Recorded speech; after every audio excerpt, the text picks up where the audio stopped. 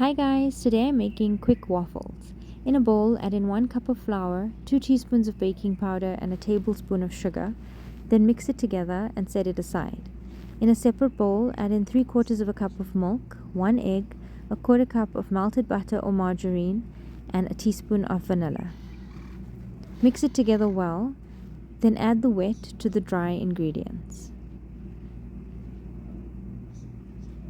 Mix it together gently using a fork, making sure not to overmix. The batter should have a few small lumps in it. Allow your waffle iron to heat up, then grease it using some melted butter or a non-stick spray. Add in some of your batter and allow this to cook for 3 to 4 minutes. Remove the waffle and allow it to cool, or serve it warm with some butter, jam, ice cream, or some syrup.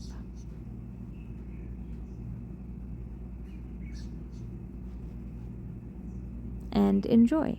Thanks for watching guys. Don't forget to like, share and subscribe. Bye.